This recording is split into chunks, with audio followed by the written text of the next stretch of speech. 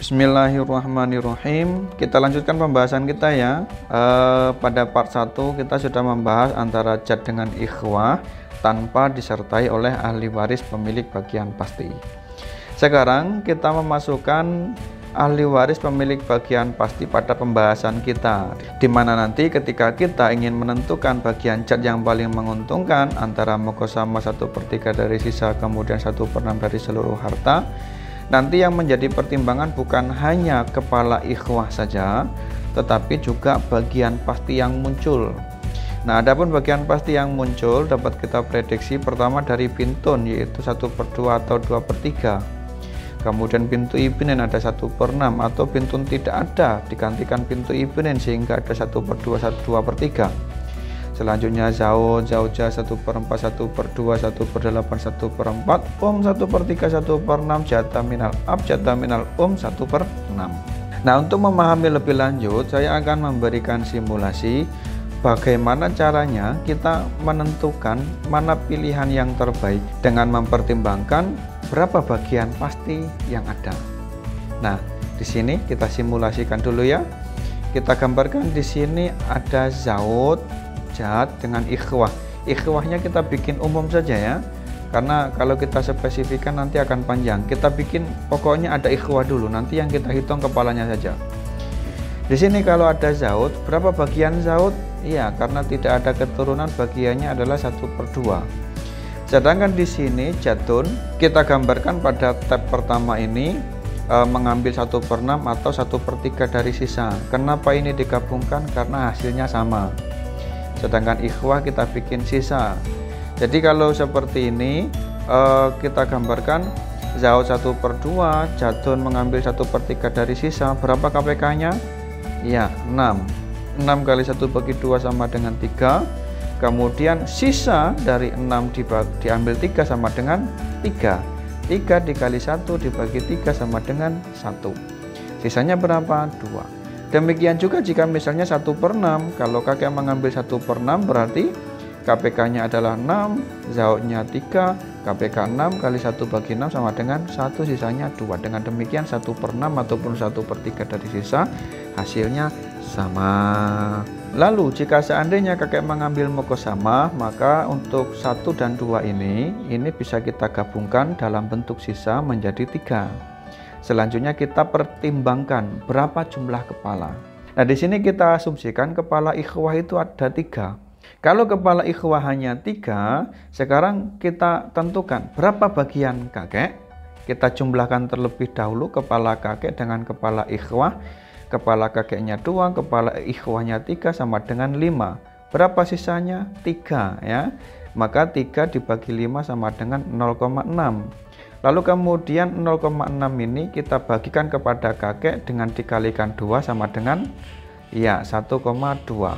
Sedangkan ikhwahnya dengan 3 kepala yaitu 0,6 dikali 3 sama dengan 1,8. Pada kasus ini ketika kepala ikhwah hanya 3, maka bagian mukosama seperti ini jauh lebih menguntungkan daripada 1/6 atau 1/3 dari sisa. Lalu bagaimana kondisinya jika kepala ikhwah itu hanya 3, siapa saja yang terlibat? Ya gampang. Bisa jadi akhun syakik dengan ukhtun syakikoh saja. Bisa jadi akhun syakik dengan ukhtun li'ab saja. Bisa jadi akhun li'ab dengan ukhtun syakikoh saja, yang kemudian nanti terjadi kasus mu'adah seperti yang sudah kita jelaskan. Intinya jumlah kepalanya ada 3. Nah, selanjutnya bagaimana jika misalnya kepalanya lebih dari 4? Kita simulasikan. Di sini kepala ikhwah kita asumsikan ada 5. Maka kalau dijumlahkan jumlahnya berapa? 7. Berapa sisanya? 3. 3 dibagi 7 yaitu jumlah kepala sama dengan 0,43. Sedangkan 0,43 dikali 2 kepala kakek sama dengan 0,86.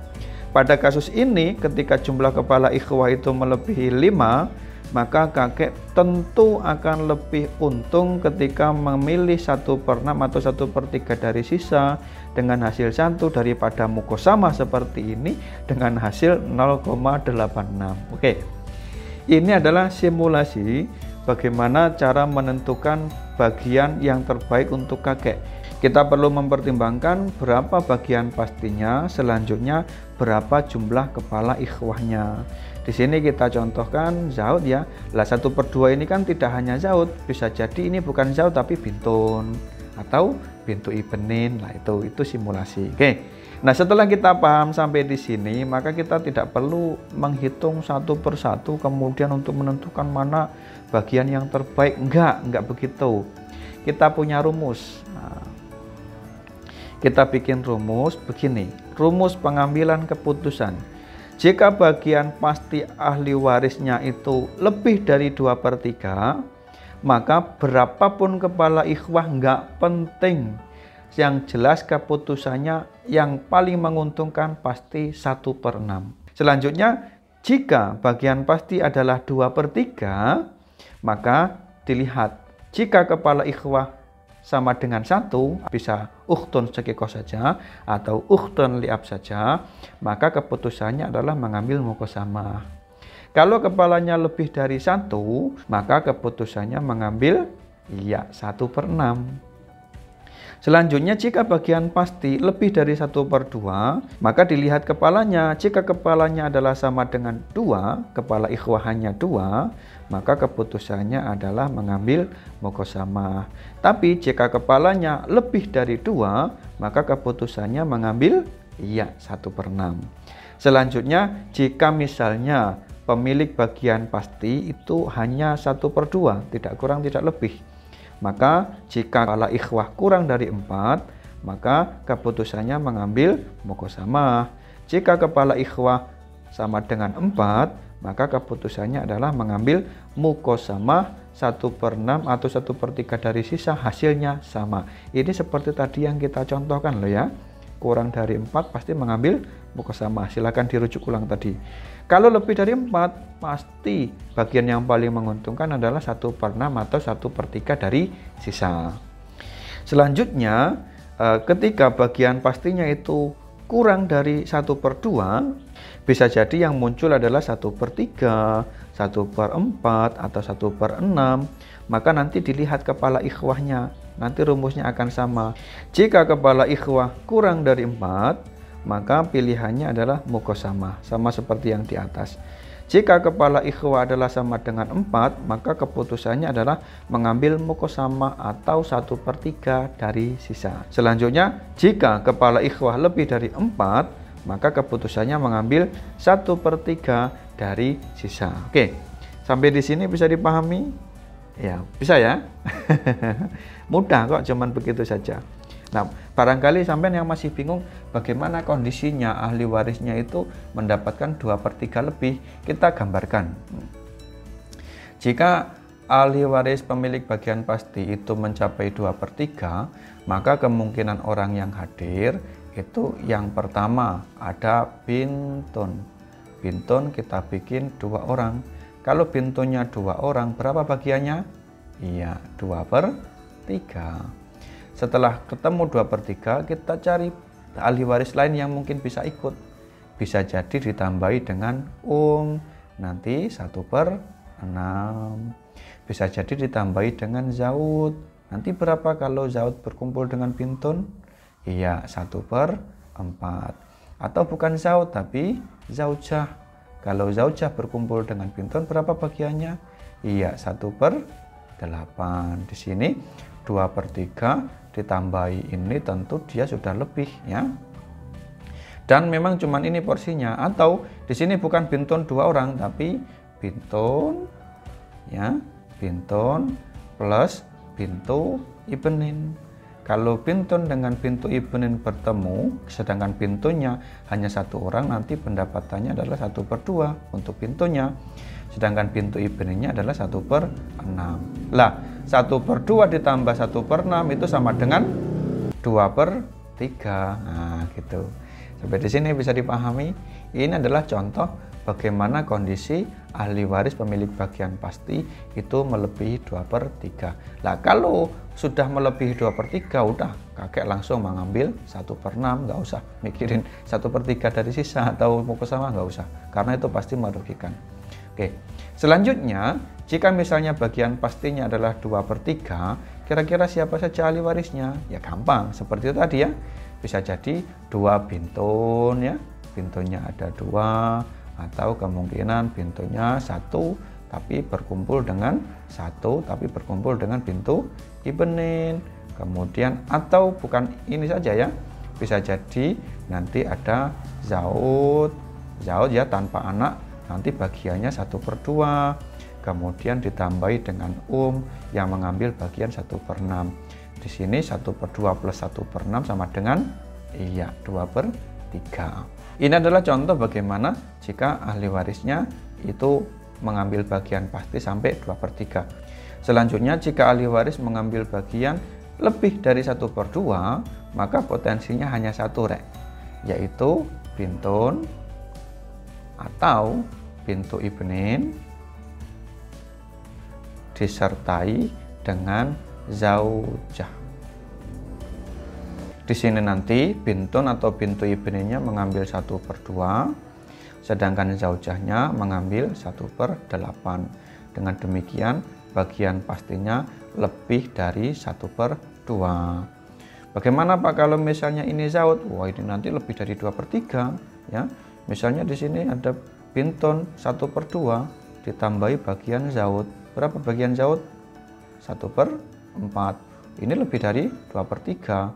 Kenapa? Uang 1/2 ditambah 1/6 saja itu sudah mencapai 2/3, apalagi ditambahi 1/4 gitu kan ya. Sampai di sini bisa dipahami?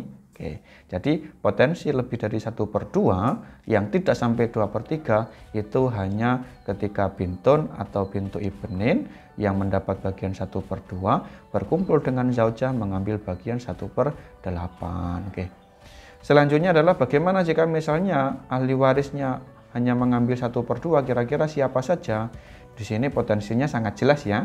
Orang-orang yang mengambil bagian 1/2 pada bagian yang tadi, yaitu diantaranya adalah bintun, kemudian bintu ibnin. Bintun mengambil 1/2 apabila sendirian, atau tidak ada bintun tapi adanya bintu ibnin, maka 1/2 diambil oleh bintu ibnin. Atau tidak ada bintu ibnin, tidak ada bintun, adanya zaud. Kalau ada zaud, maka nanti mengambil 1/2. Nah, jadi ini opsi-opsi. Jadi opsi 1/2 saja itu bisa jadi bintun saja, bintu ibnin saja, kemudian zaud saja. Oke. Nah, selanjutnya 1/3. Kalau ahli warisnya hanya mengambil 1/3, kita perhatikan siapa yang potensi mengambil 1/3?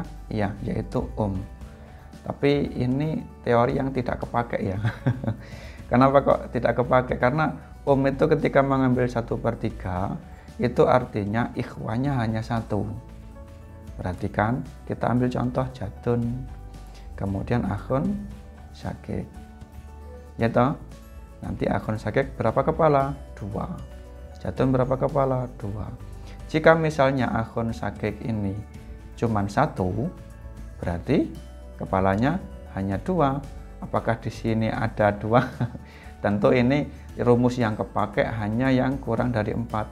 Maka otomatis nanti kakek akan memilih muko sama.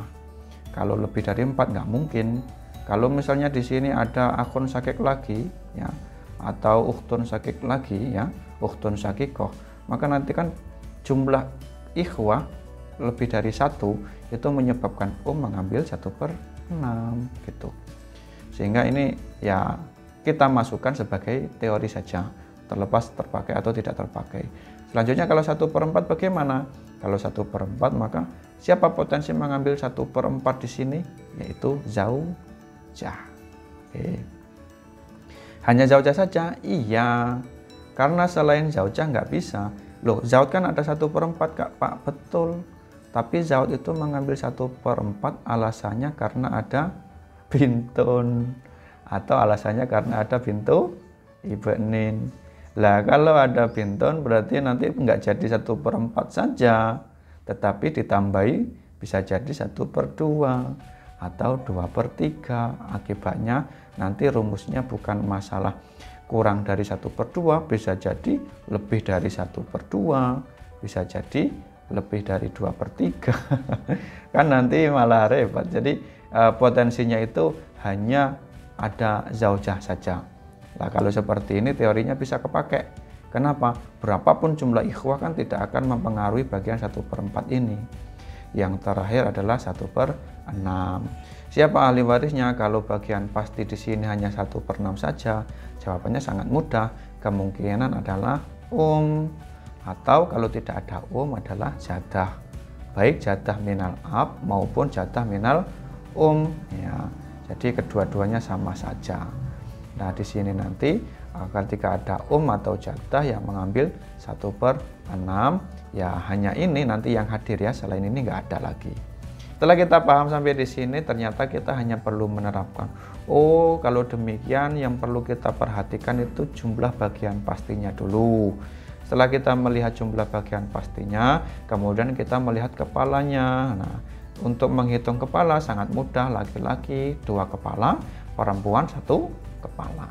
Para saudara sekalian, dari seluruh kasus huru-hara bab jadwal ikhwah ini, nanti akan menyisakan 1 kasus yang menjadi pamungkas daripada bab ini, yaitu kasus yang terjadi ketika ahli waris melebihi 2/3, di mana ini terdiri daripada zauj, kemudian kemudian ditambahi dengan jadun, selanjutnya ada ukhtun syakikoh ya, atau ukhtun li'ab.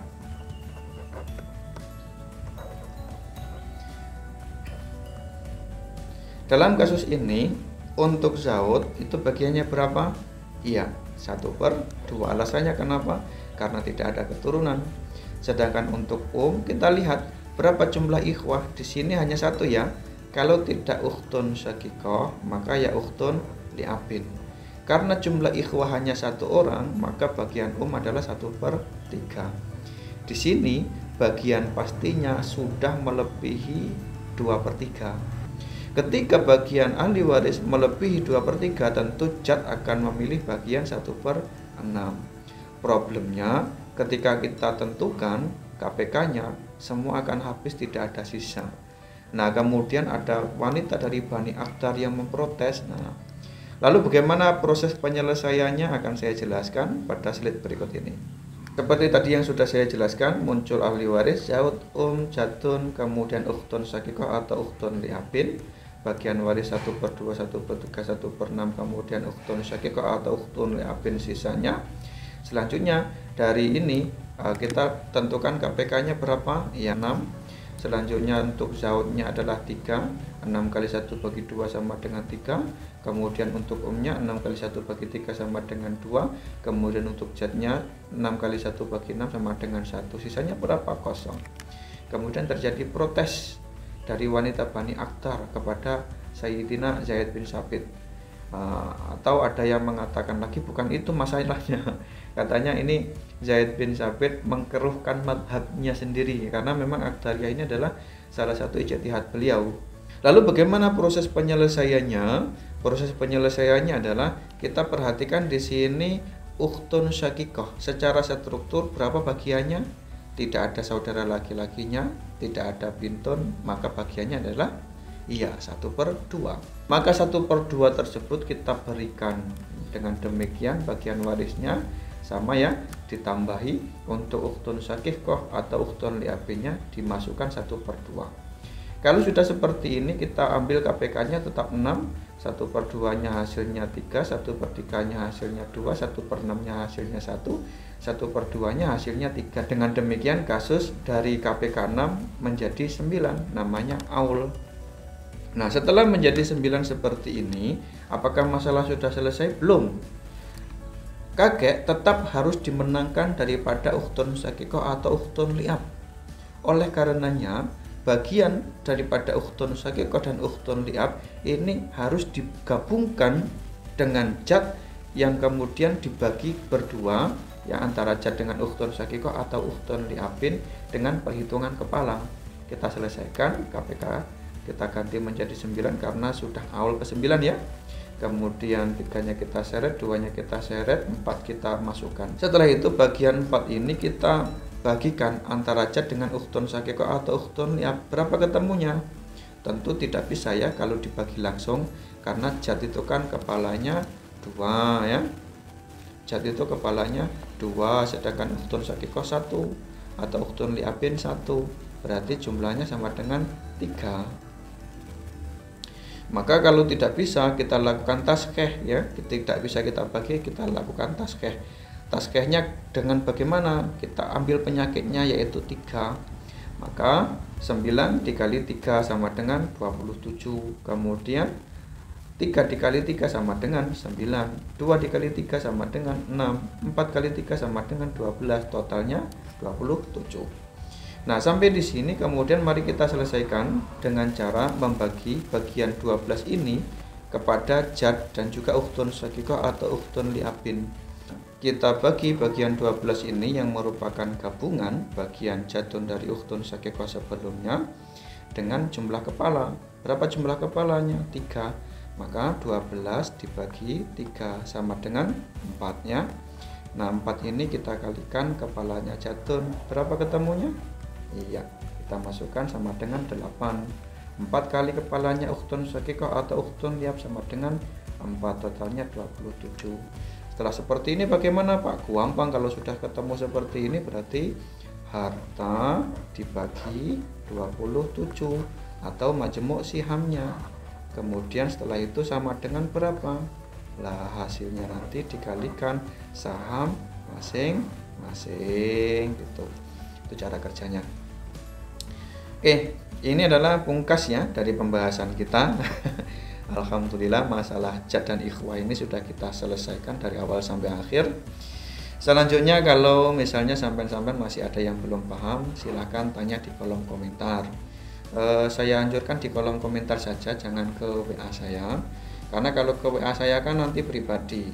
Akibatnya yang mengetahui jawabannya ya cuma sampean. Alangkah baiknya kalau sampean tanyanya di kolom komentar, nanti saya jawab, dan itu nanti misalnya ada teman-teman yang baru datang bisa membaca hasil pertanyaan tersebut. Selain bermanfaat untuk yang lain, bermanfaat juga untuk saya, sehingga nanti video saya komentarnya rame. Begitu. Oke ya, saya kira sudah cukup. Mudah-mudahan bermanfaat. Saya cukupkan sampai di sini. Saya akhiri. Wassalamualaikum warahmatullahi wabarakatuh.